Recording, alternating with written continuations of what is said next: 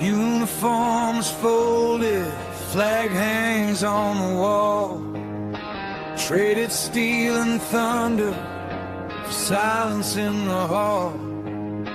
The mission's over, the deployment's done, they said.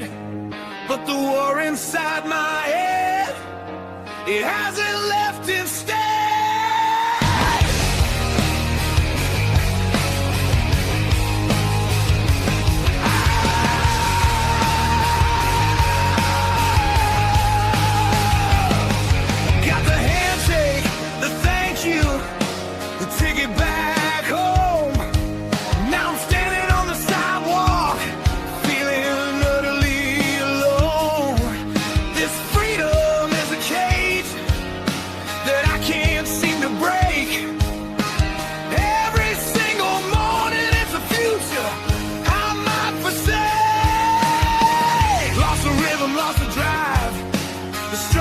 Disappeared. The invisible wounds are the ones that are truly feared. I'm walking on a wire, the pressure's coming down. Is there anyone listening in this lonely town? Full speed ahead after battle. All right, ladies and gentlemen, we are here for another weekly episode, Full Speed Ahead After Battle, on the Military Broadcast Radio, where we give a voice to the veterans. As always, I am your host, Josh McCabe, and before we get started today, make sure you go do all those fun things, like, share, comment, all that good stuff here on Facebook, X, Instagram, YouTube, all over the places, not to make me rich and famous, because I can't do with that. You would not want me rich and famous. I'd be speaking my mind every day, not good. But do it simply to get these messages out there. Every week we have veterans, we have professionals, law enforcement come on, and we talk about that transition from military to the service civilian world, which is arguably one of the biggest factors when it comes to talking about veteran suicide. That transition is one of the hardest things that a veteran will ever have to face, even after battle. So that's why we talk about it on the show, along with the mental health and the suicide prevention, intervention, postvention, all the inventions that go around suicide. Because it's not just the veteran or the service member, the law enforcement member that may take their own life. It's the families, the friends, the circles of community that also have to deal with that afterwards. So that's why we want to get this show out there on NBR, either NBR or any other way. This story doesn't need to stop here. This story needs to be spread everywhere. We need to talk about it all over all platforms until it's not too late. Because we say the statistics every week, and now I have a hard time saying that word. But on average, and it's fluctuated over the years, on average, 22 veterans commit suicide every single day. Now, it's gone down a little bit, but when you start factoring in law enforcement, civilians, everything else, that number rises easily to about 30 people a day. That means within the 1 hour show of today's show, it's very likely that one person will commit suicide. And if this show gets out there and helps stop one person, then that is a mission accomplished. But we're going to keep moving on, and we're going to keep putting this message out there until nobody is committing suicide at all. Because whether it's 22, whether it's 30, whether it's one, it's all too many a day. So what's been going on over the last week? Christmas is over. So we're stuck in that middle of in between Christmas and New Year's where nobody knows what's going on. We're kind of just hanging out to see what 2026 brings us. Hopefully it's a lot better than 2025. Last year was a whirl spin, a head spin, a headache, whatever you want to call it. It went by way too fast. And here we are in 26, waiting to see what's going on, right? New Year's plans coming up, or let's go back to Christmas, spend it with the family. I know I spent mine with my family. We all had a great dinner and everything, had a good time. For those keeping in the loop, no, I did not go hang out with my dad for Christmas this year. He's kind of in that process of chemotherapy where he's not feeling very well. And so he's kind of spent the holidays alone just so he can deal with all of that, which I completely understand.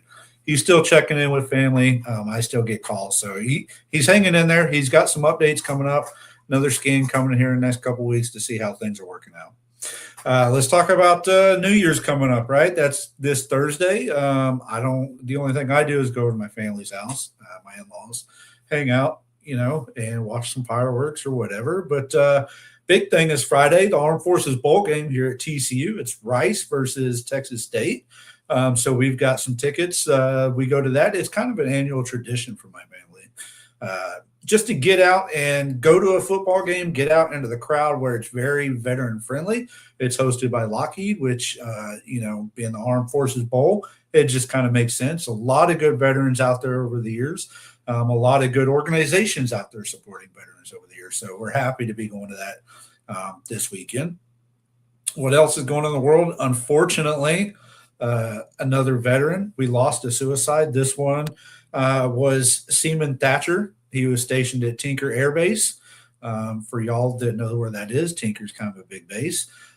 He's new in his service life, and I know a lot of veterans. We tend to argue, right? How long does it take until you constitute a veteran or serve? Signing up on the dotted line, going to boot camp, right? Or 90 days at your first duty station or a deployment somewhere. But guess what? This kid signed up. He's going through boot camp or whatever his story is. He's been trying, according to the story, for 6 months getting help at the mental health facility there on Tinker Air Base and kept getting denied and turned away and told to do something else, told to contact someone else. And so as the story goes, the last time he made quite a scene when he left because he got turned away, he was telling them that he was having suicidal thoughts.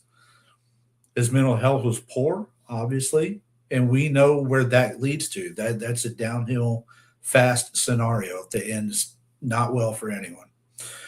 And so he left the base, found a bridge, and while he's sitting there on a bridge, another airman and a law enforcement officer stopped, tried to talk to them, and he ended up jumping and not surviving, right? Story doesn't end there. Tinker Air Base, the mental health facility, finally called and alerted the base, but didn't alert local law enforcement until an hour later after this gentleman made that scene. So imagine what could have happened if they would have just done their jobs and helped them out. I know everybody's busy. I know mental health is busy, especially during the holidays. I know the VA is busy. But this is exactly why we need other alternatives, whether it's nonprofit organizations, whether it's more mental health facilities in the civilian world or on base or something, because we need to quit turning away these veterans, right? We need to quit turning them away that they go do this because, like I just said, it's not just him. Yes, it's very sad that he was a brand new sailor to the military, the new generation of military, right?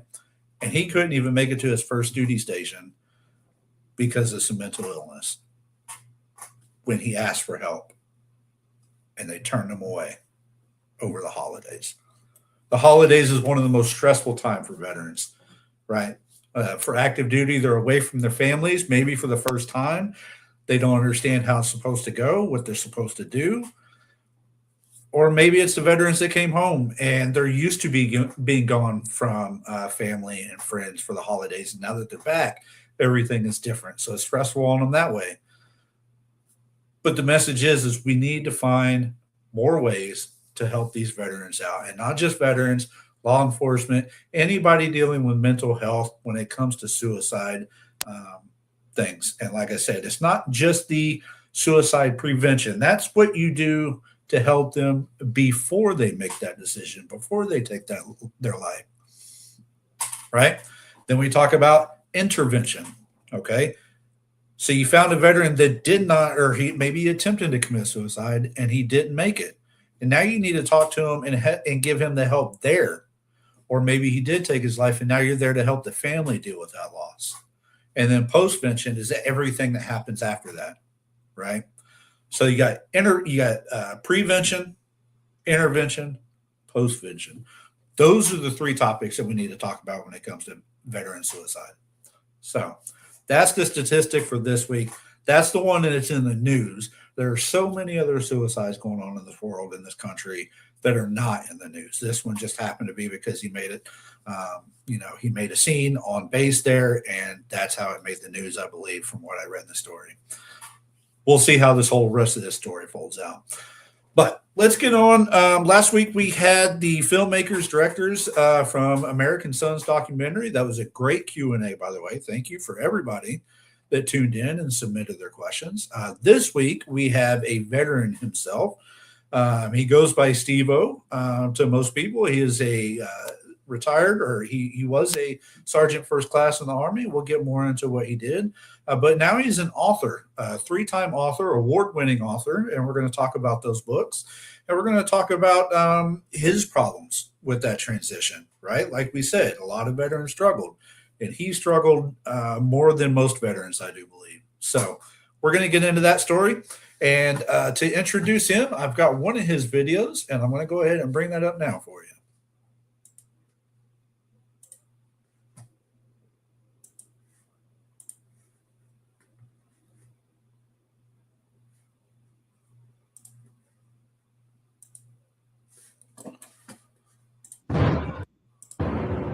You get out of the military and no one tells you how to write a resume. You are handed a DD Form 214, your certificate of service, and suddenly you're on your own. I am William A. Stevens, Jr., a retired United States Army Field Artillery Sergeant First Class, and I know exactly what it feels like.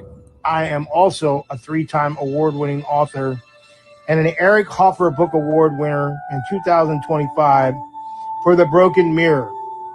In this book, I tell it raw, unfiltered, the truth about survival, the trauma, the bonds, and the breaks along the way, especially the bond with my own daughter. If you are leaving the uniform life, feeling lost and disconnected, unsure of who you are, here's how it is. You are not failing. It takes time. You are not alone. The Broken Mirror is more than my story. It is a guide, a hand to hold, a way to face the silence, step back into purpose, and find your voice again. And don't be left in the silence. But I'll tell you, the grass is not greener on the other side.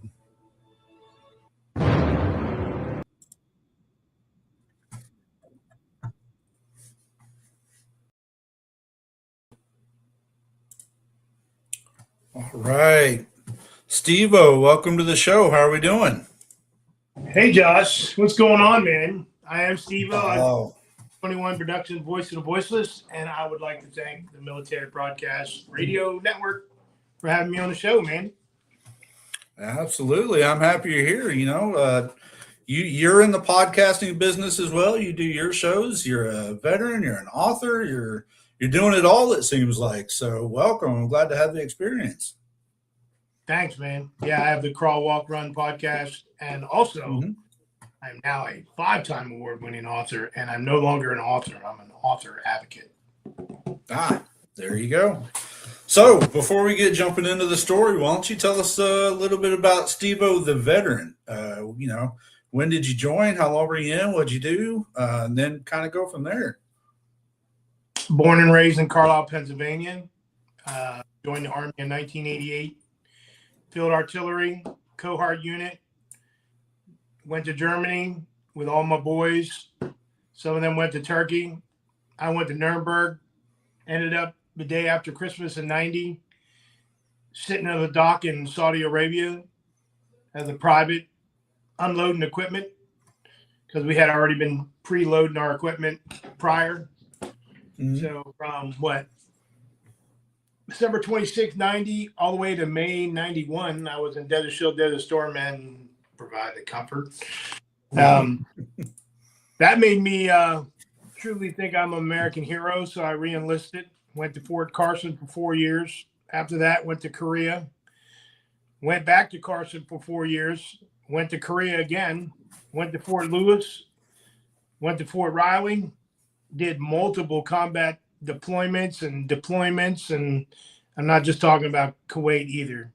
So Right. I've been all over the world. So and um, yeah, I think the battle started, man, after my last 4 years when I was in New Cumberland, being in a psych unit at the Wounded Warrior Transition Unit. And people don't know what that is. That's at Walter Reed. I don't even know if they even have it anymore or not. WTU. Yeah, they do. Yeah, I Okay. think so. Yeah, I haven't followed up on it, but yeah, that was an eye opener for me, man. Because like Mm-hmm. going from hard charging down to like nothing, giving up your military career, giving up like your promotion status, your whole rank, your whole everything. Like you're a patient, So, um, yeah. So when I was at Walter Reed, man, I was with 12 people, and Mm-hmm. I guess they had different groups, but I was with a group of 12 people, and you know, um, it was weird because when we ended that whole thing, nobody wanted to like keep in contact because of the stuff that we've been through, the privacy and all that. So uh, even if I don't even remember who they were, basically because I was so drugged up on different pills, like when I left Walter Reed, I think I was on 10 bottles of pills, 48 pills a day. Ooh. And then, not to prolong this or anything, but,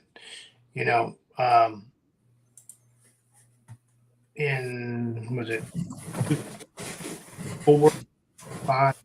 2005, we lost our first child to a miscarriage. And then we had Isabel in 2007. And I still wasn't allowed to go home and see my daughter and my wife because they thought that I was going to go unalive them, kind of like bringing the battlefield back to the living room, Right. My last tour, I don't think anyone can even make up the story that I'm about to tell you, but my last tour, I didn't have a weapon. So I kind of collected data for the Center of Army Lessons Learned from Fort no, where is it? Fort, somewhere in Kansas. I forget where it is in Kansas. Center of Army Lessons Learned headquarters. It'll come to me, but we collected data. We wrote a handbook. We were out on patrols. We were with units. The units that we trained at Fort Dix. So we trained killers. And I'm glad that we fell in on those units because some of these units, they didn't know what they were doing, especially when we were in Fallujah. But, luckily, we didn't get attacked or anything. But yeah, I put my life in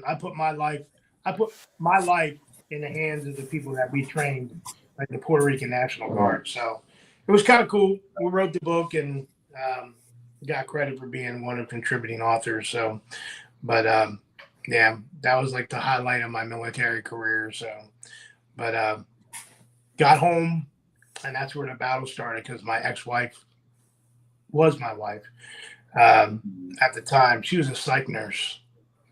So I was treated like a patient the whole time. And when my daughter was born, I was forgotten. So I usually don't disclose this, but I was in a non-intimate marriage for 10 years and wanted to commit suicide in 2014. So, but my mom died and my dad wanted me to go take care of him. So I went and took care of him and gave me another chance to live, So, Yeah. but there's been this huge broken bond between me and my kid forever. So when you're all drugged up, man, and you call your wife and your daughter the B word, you know, it's crazy, dude. So that's it. Man. Yeah. 20 years in the Army, 16 years civilian government, 5-time award-winning author. That's me, man. Man, so you've been around everywhere military-wise. You did all kinds of stuff. So let's talk about that transition then. With so much experience, how did that help you out with your transition coming back to the civilian world and on? You talk about you got into pills and stuff. I mean, it must not have been that good of a transition for you. Well, I think what saved my life was being at Walter Reed because it was hard to get into the Wounded Warrior transition. You just don't go and say, "Hey, I'm losing it." They have to do evaluations on you and stuff. But I got admitted in that, and they told me like, "You're giving up your career. You're you're not going to be able to see your fiance for like a year. And I'm like, what? Okay, whatever. So, but everything was monitored. But I went to a couple job fairs there. Mm-hmm. They bring like the government organizations in for the people that are wounded. But I think what saved me was when I was in my last unit, I had a TSSCI, had a very high security clearance. So part of my job was I did all the security clearances for all the guys in the unit. Like we have no females in our unit, but my job before I left was to get everybody a top secret. So I did that, and my colonel gave me, was it Major General Omri Red Newman Leadership Award, Force Com Award. So that was kind of cool. And when I was at Walter Reed, I heard that Defense Security Services was looking for a wounded warrior. And I didn't know what a wounded warrior was. And I reached out to them.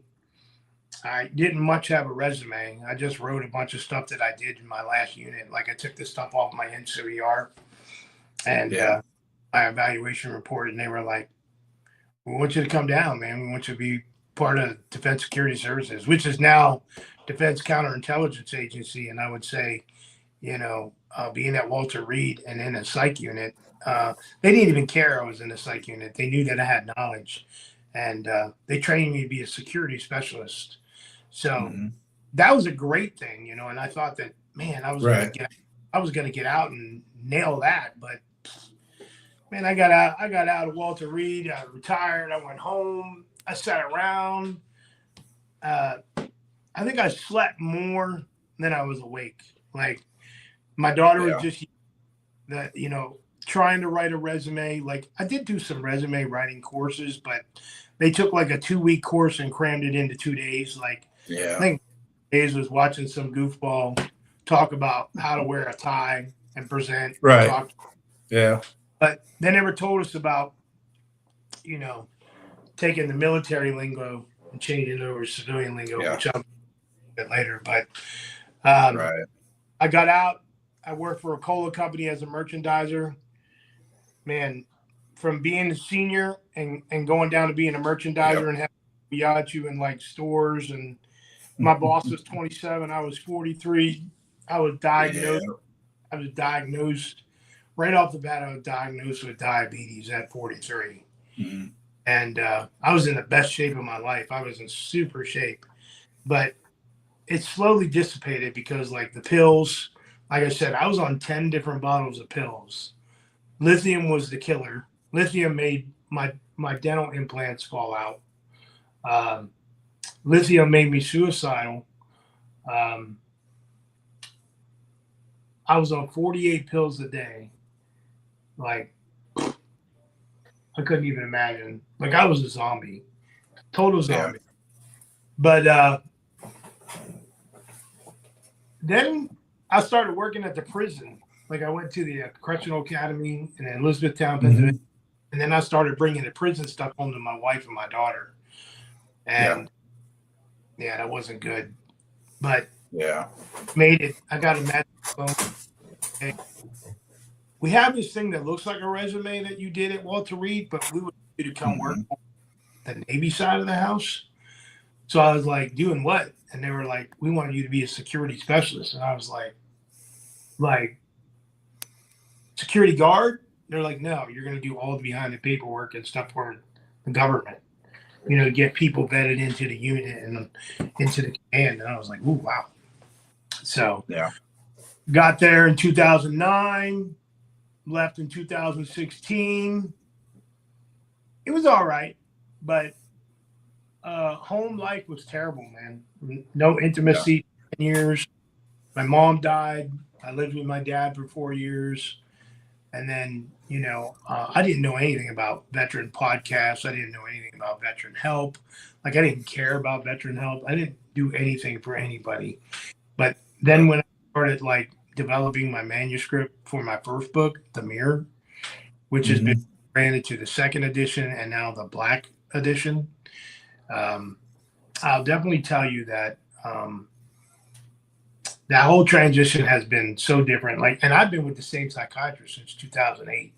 which is Yeah. really. But I will tell you that a lot of veterans are thrown around in the system because, like, sure, like you're with a primary healthcare manager, you don't even know who they are. One day it's a woman, the next day it's a man, and Right. I've even talked to my psychiatrist, and he said, I'm the only one that he's been with almost 20 years. Mm-hmm. Some of them. And he actually inspired me to write my second book, Broken Mirror, to talk about my daughter and the broken bond. But yeah, it's been a journey, man. And, you know, I believe networking and education is the key. Mm-hmm. And there's a Absolutely. lot of, I want to say there's a lot of veterans that blame the system. Well, do your homework, okay? Because, I mean, like, the system is there. There are failed pieces in the system, but when you network with people like you, the people from Military Broadcast, who all have the knowledge and all the other different veteran platforms out there, there's so much knowledge out there that you can get, like, not even Googling or anything like that. Like, talk to a real freaking veteran, you know? Yeah. Yeah, But, absolutely. So, you know, you talked about going back just a second, like when you got out, you didn't look for that veteran help. You know, you didn't look for those organizations. I think that's what the downfall of a lot of veterans is they think, well, I spent this whole time in and I'm good and nothing's going to change. I don't need that help. And then they get out and then that's where they start struggling, right? They think that they can do all this on their own. But what they need to realize before they even get out is they need to start building that network back home, whether it's with their friends or their family. Because even if you think, man, I've talked to my family on the phone every day for years, I haven't seen them in a while, but I know them. It's still not the same family, right? People have changed, and going home, I experienced that. Coming back home to my friends and family, completely different, and that's where I struggle with it. And so, you know, that's what I try to put out is you need to start looking at that. Whether it's a veteran organization, the VA, the mental health, don't be afraid to get out and ask for that right away because you need that transition. A lot of people struggle like you did, or like you were mentioning when talking about psychologists, therapists, whatever. They go, well, this one didn't help. The VA sent me this one, and I got to go this one. But you need to find one that you can build that relationship with, right? You can't just be transferring every other week or so. Because like you, when you build that long-term relationship with someone and they have the full story, that's when you really start getting that help. And that's where you started, you know, writing your books and started turning the page and everything, because you found somebody to build that relationship with. And that's hard for veterans to do because when the VA, I know the first couple I talked to at the VA, they spent most of their, 20 years becoming that doctor.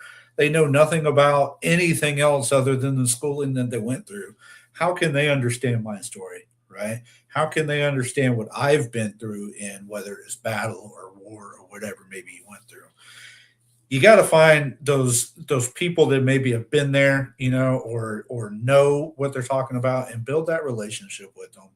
And that's when you're going to start to grow. But look, we're going to take a quick break. We're going to watch a quick music video like we always do on our break. But when we come back, let's talk about more about the relationships that you had, the struggles with your daughter, how you overcame that in writing these books. Because I know you have 3 pillars on your books that you wrote. There's 3 of them. And one of those is about mending those relationships. So we'll talk about those when we come right back after these messages.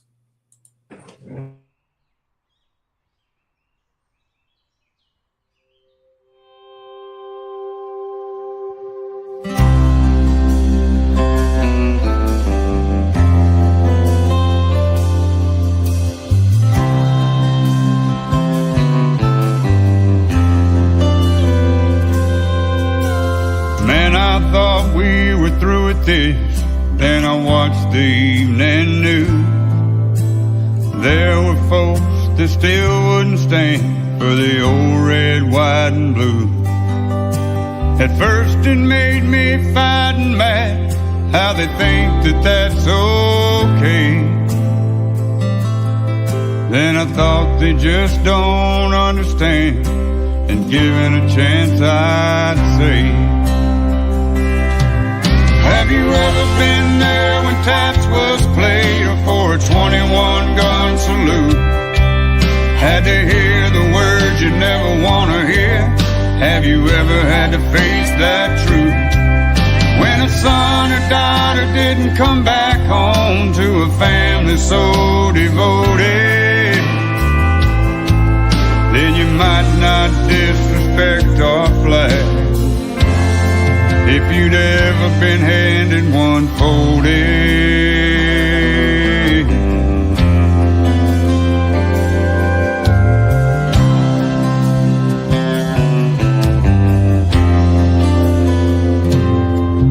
Have you seen a heartbroken mother or a father fall to his knees?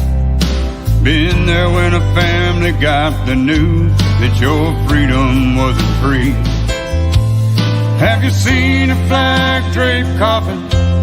If you did, how'd it make you feel to know a soldier died to give you the right to stand or kneel? Most of us are immigrants, proud to call America home. And I'll stand for the red, white, and blue, even if I gotta stand alone. 'Cause I've been there when taps was played for a 21 gun salute. I had to hear the words I didn't want to hear. Yeah, I had to face that truth. When a son and daughter didn't come back home to a family so devoted,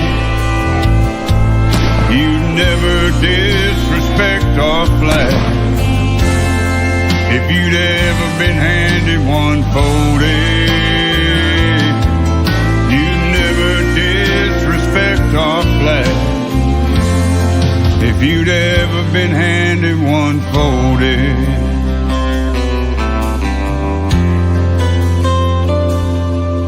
One folded.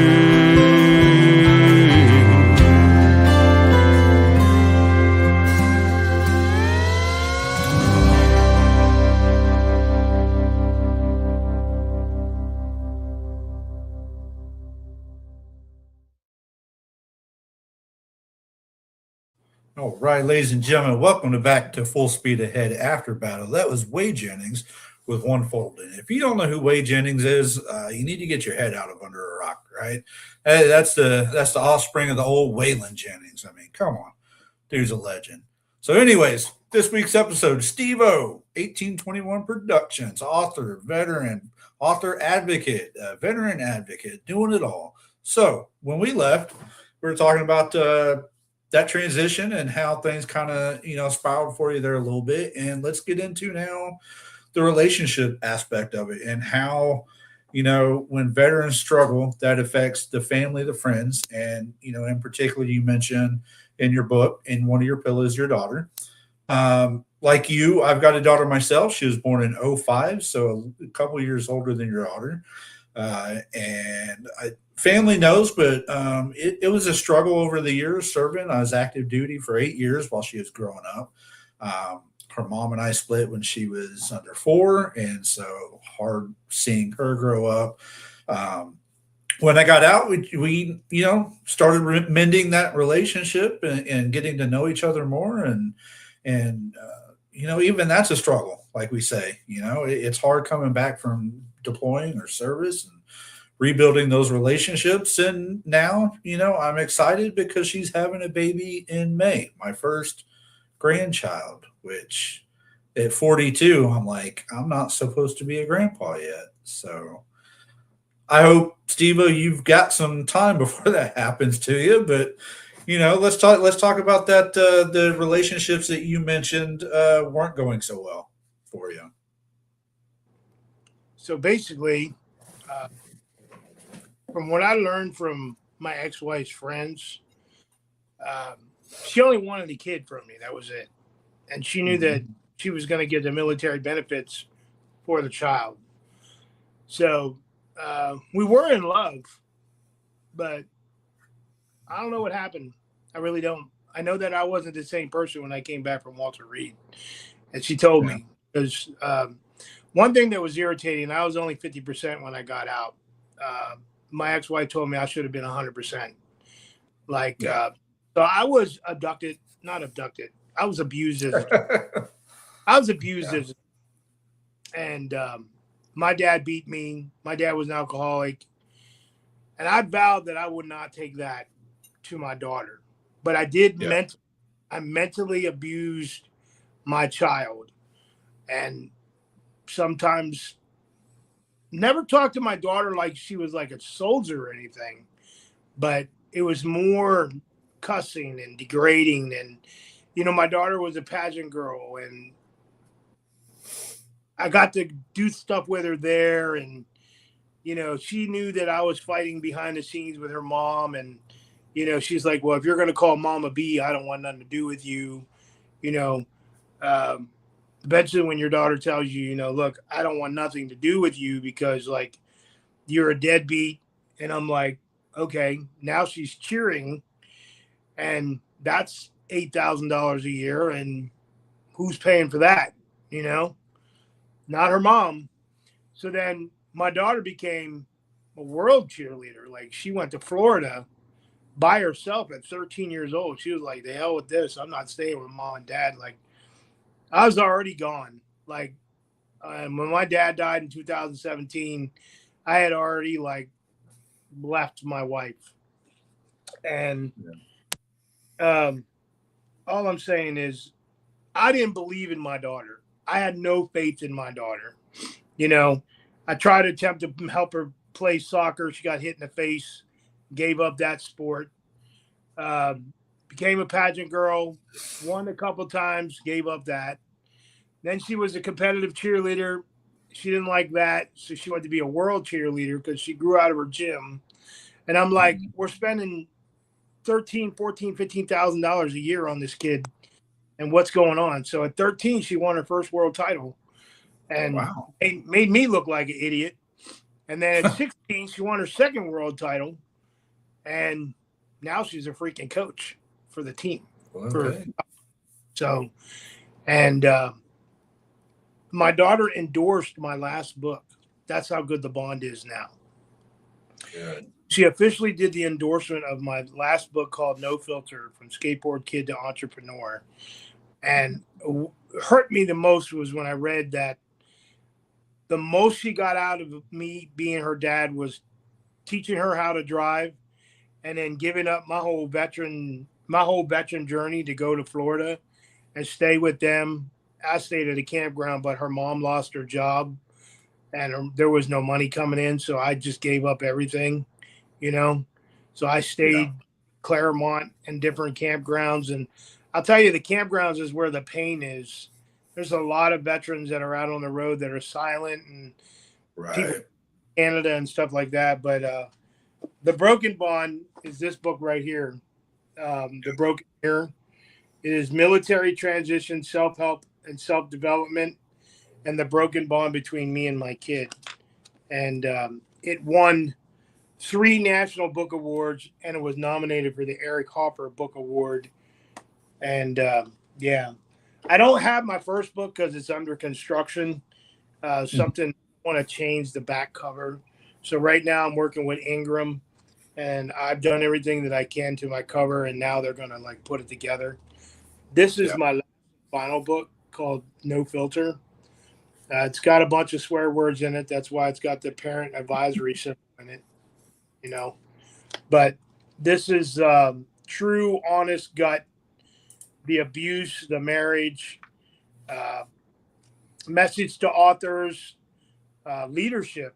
I talk a lot about leadership, technical knowledge of leadership, opening Pandora's box, being taken down the rabbit hole. You know, what does a father do? What does a father do? Like how to mend and stuff like that. So, and it's getting around. And all 3 books, The Mirror, The Broken Mirror, and No Filter, are all on audiobook. And I'll tell you what, the narrator that I chose, he is an amazing narrator, veteran himself. And what you're seeing here is the website where you can go and read about each book. So it's Stevo. So it's Stevo 1821 productions.com, and this will pop up and you'll see the books. Probably in the next week, The Mirror will be available on Barnes and Noble. And I just got put on. I just found out that book 2 and book 3 of the Reflection series. So what you're looking at is a Reflection series website. All the books have something to do with the mirrors. So both of my books hit Walmart.com, and that's hard to do. So Yeah, no kidding. So is it safe to say then, like many veterans, when you started getting into writing, this was kind of like a therapy session for you? And, you know, a lot of people, when they start either writing books or writing songs and putting these stories into words and you're seeing it on paper, that's, for many, that's when it finally clicks that, okay, I've been through that. Now I need to get the help, or now I need to do something about it. Is that kind of what happened to you, or how did you come into writing these books? first book, no. First book is like therapeutic poetry. Yeah. Like deployed all over the world, like on guard duty, stupid stuff I was doing. I would write on to the paper. Like if I was by myself, I would always write little notes, or like be out in the desert and be like, well, what happens if it's the end of the world? You know, what happens if a nuclear attack? So I write that kind of stuff. You know? Like I've written about Star Wars, how Kylo Ren had like mental health issues. Yeah, I wrote all kinds of cool stuff. A lot of the Mirror is all relation based, like girlfriends, failed things, failed. Like I've been at the top in the military, and a lot of military leaders are going to come on and say that they were relieved several times. They got back up on the pedestal, you know, because like I won't lie. I mean, when I was at Fort Lewis, I got relieved. I took a swing at my platoon sergeant. I didn't like him calling me the MF all the time, you know. So military museum, and I think that's what changed my whole career, because like here I am, a staff sergeant in a museum working with a bunch of broke people, but the best broke people in the world, like, you know, broken arms, broken legs, you know, something going on, heart condition, best people I ever worked with in my life, you know. And turn around, I made the sergeant first class list while I was in the museum. So I think God was with me on that whole journey. Yeah. So, but and when I was in combat, I got relieved. I got relieved because my first sergeant didn't like me, and they were already grooming another guy who had just made E7. And I took a swing. I won't lie. I took a swing at a black soldier. Yeah. So I learned close quarters. Well, Marine Corps, what is it called? Or what's it called? Combatives. Oh, yeah. Yeah. So is it called close quarters combat now? Yeah. CQB. Close quarter combat. In Korea, I worked with some ROK Army soldiers, and we did combatives. So combatives is driven to where close quarters is now. Mm-hmm. Is that what it is? Combatives. The manual combatives is what they teach out of close quarters combat. So yeah, I took a Larinac shot to the kid and ended up being in front of my sergeant major, and he's like, "You're going to be a recruiter, like a retention guy in combat." I'm like, "Nobody likes me. How am I supposed to re-enlist soldiers?" And they were like, he's like, "You don't have to like people, they're numbers." And I found out that soldiers aren't numbers. They have families. So created a devious, I created a devious plan, and it was very successful. So re-enlisted 159% of soldiers in a combat area within a year, which was kind of cool, because they all came back the next year, because it was just like, went home, rest, and they went back. And I was like, I'm not going back. I'm not going back there. Not with that. But yeah, so it's been a journey. So sounds like it. So after writing all these and coming to conclusions, what is it that you think veterans need to know coming out now so that they're not struggling as much? What do they need to be focusing on?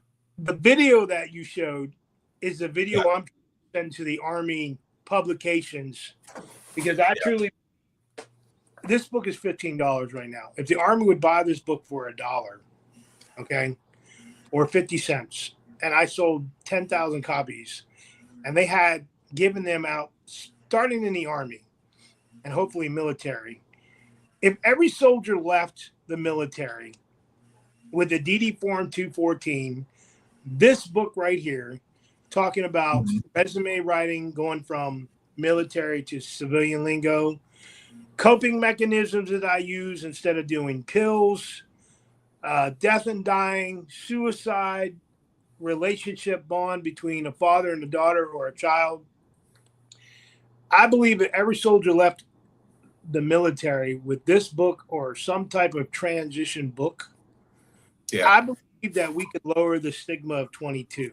Not saying it's going to happen, but I guarantee you this book that I hold in my hand saves lives, because I give these books away for free out of my own money, and I have given them two suicidal people, and they told me, without me sitting down and talking to them and telling them my story and telling them about this book right here, saved their lives. So if one of my books or my story can help one soldier transitioning out, because like I have spoken to some transitioning soldiers, and you get nothing. Like now everything's online. It's all like online courses and stuff like that. Like they don't. I told Sergeant Major of the Army, 13th Sergeant Major of the Army, I had on my podcast, Candid Presses. I said, what they need to do in the NCO and Officer Corps is they need to teach these ladies and gentlemen, these officers and enlisted NCOs, how to teach resumes, because when their soldiers get out, they're going to get out and they don't know how to write a resume. And they're going to look back at their leadership and they're going to go, my leadership failed me. My leadership failed me. And my guy that was under me, Ramos, he didn't know how to write a resume. So he came back to Smoke and he's like, Smoke, help me with my transition. This guy's a Purple Heart, 3 Bronze Stars, and he ended up working at a gas station. Yeah. Gas station. So, I think that TAP class, that transition class, still fails so many veterans because it's a 2-day course. And really all they tell you is, yes, make sure you dress nice, which it is changed over the years because it depends on the company, where you're going. The dress just all depends. Update your resume, but they don't tell you how to update it from, like you said, CQB kicking down doors in Afghanistan to leading a team of professionals at an auto finance company, right? If that's what you want to get out and do. I sat down with some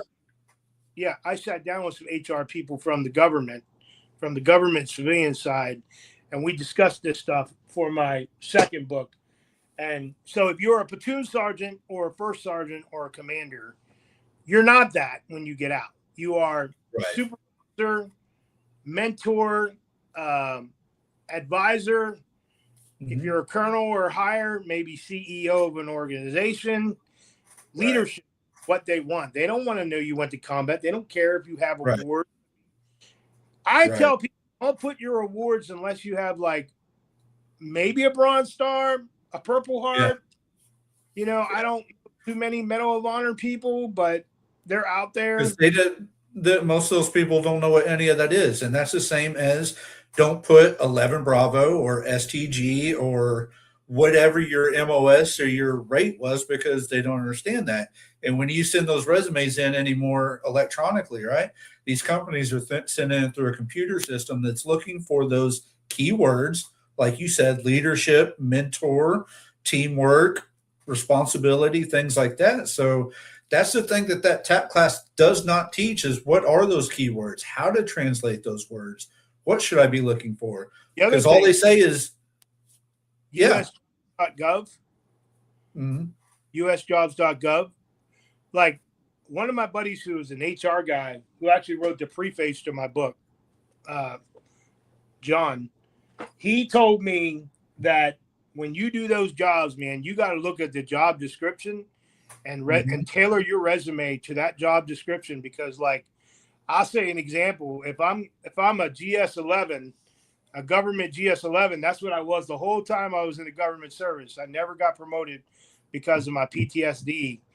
I wanted to be an anti-terrorism officer. I had anti-terrorism background, but I was putting the wrong stuff on my resume. Like I kept saying I wanted to be a security specialist, but the job was for anti-terrorism. You know, who cares if I'm qualified for it? I'm not writing what they want to see. So, yeah. Yeah, absolutely. So, yeah, if anybody's willing, you know, I'm willing to reach out and help people. Like as an author advocate, I don't charge people. I try to help authors or people get established. So there's so much marketing corruption out there. And also, you know, there's just a lot of veterans out there. There's a lot of veterans out there that are not even getting help from the VA. So, and I truly believe the VA, if some of these people is a 9-to-5 job, they don't care about veterans at all. So I really don't. I completely agree. So as a author advocate to those veterans that are maybe thinking about getting into writing books, some people are like, I don't even know where to start. I don't know what to write about. What would be your suggestion on getting them started? If that's an avenue that they want to take on.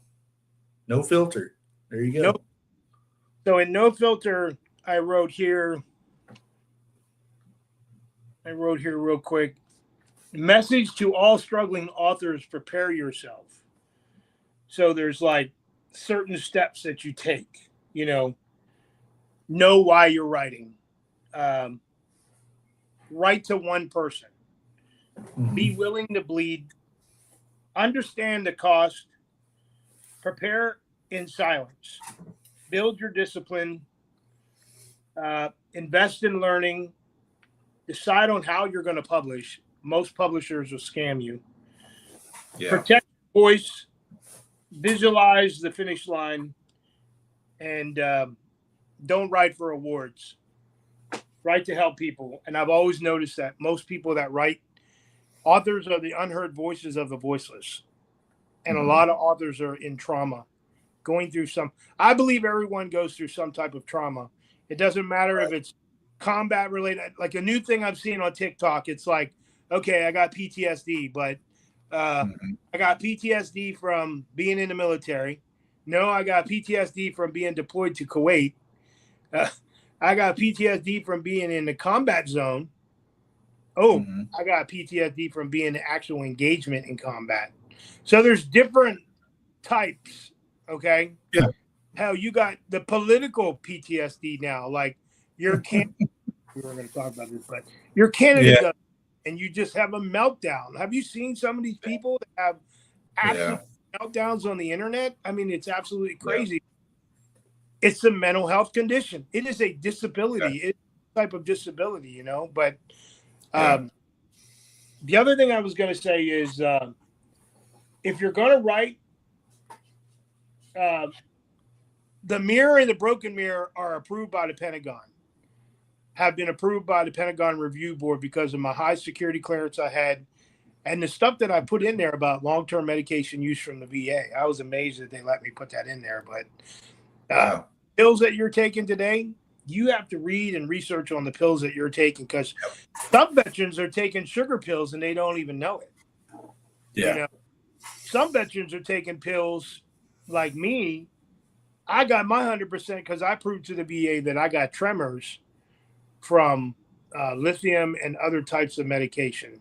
And some of these pills will cause long-term effect like kidney problems, dementia, you know. It might help you now, but if you've been taking them for a long time, like 5, 6, 7 years, and you start having kidney function issues, don't be able to go back to the VA and say, look, you know.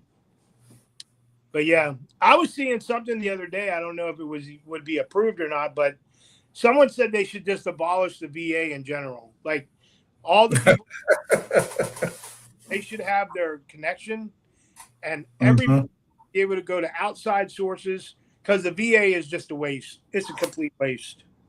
Yeah. I agree to you with a point, up to a point. I think some VAs work better than others. Some need a lot of help, but yeah.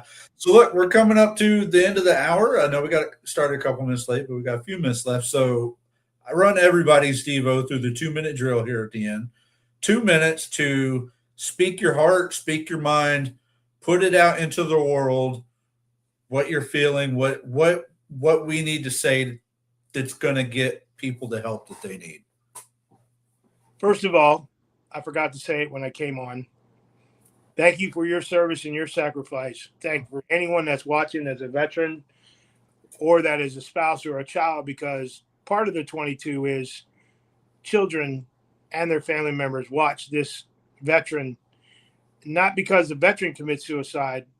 There's so much stress going on that the child or the spouse could commit suicide because the veteran is not aware of what he's doing to the family.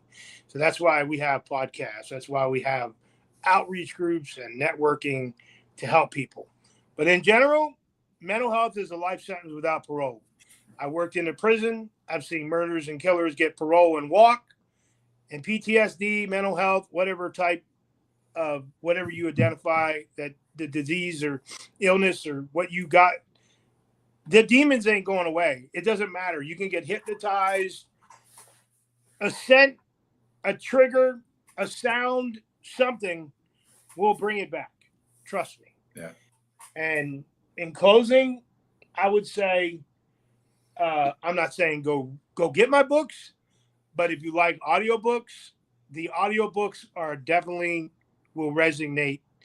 And if anybody out there can help me get my second book, The Broken Mirror, in the Army publication system, I'm willing to work a contract with them. So, but yeah, I appreciate you having me on, man. I truly believe everybody has trauma. I would say I go by Story Time with Stevo, like Story Time, TYME with Stevo on TikTok. And I'm doing lives over there, mental health lives. I don't have a lot of viewers right now. I only have 600 followers over there, but I've only had it for a month. A lot of people told me that I should be over there. And I don't even market my stuff no more. Now I give my books away to the authors on TikTok and they promote my stuff. So, but, and it's not about royalties. It's about the message, message. If it reaches one person, I did my job, man. So I am 1821 Productions. I'm branded. This is my logo. I don't sell this stuff. I buy all this stuff out of my own money.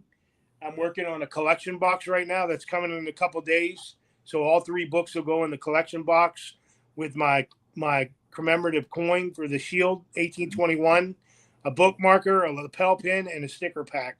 If anybody wants that, I have those. I'll be selling out of my home. But I'm on Crawl, Walk, Run podcast on YouTube, 1821 Productions, or on Spotify, 1821 Productions.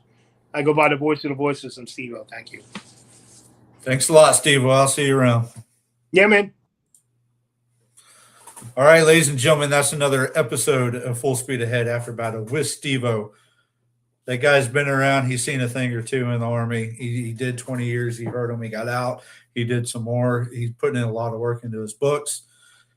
And what is the message is you got to ask for the help. Everybody goes through the trauma. Everybody goes through something. Everybody needs the help. Ask for it before you get out. Start planning before you get out. And if you think you need the help, don't be afraid to ask for it. It's all about that support system. It's all about networking, right? It's the people around you that are going to keep you going. Just like when you were in battle, just like when you served, you didn't do it alone. You had your brothers and sisters to the left and right of you. They had your 6th then. They got your 6th now. Reach out and ask for that help. You heard him. Go find his book, Stevo. That's STEVO, 1821productions.com. It's in the comments down below. Make sure you go check out those books. Really good reads. Like I said, there's a 3-pillar. It's a series of 3. So make sure you get them all. Read them all the way through. I guarantee it's going to help you out. So that's a wrap for today's episode. We're cutting through the noise to bring you the raw truth of life after the uniform. This is Full Speed Ahead After Battle on Military Broadcast Radio. If you got a story that needs to be told, the good, the bad, or the ugly, or if you're an organization dedicated to backing our veterans, don't stay on the sidelines. Email me today at fsa@mbradio.us to book your spot and join the conversation. Stay loud, stay proud, and keep pushing forward because the war is over, but the fight for the future just started. Dismissed. Life is like a duck.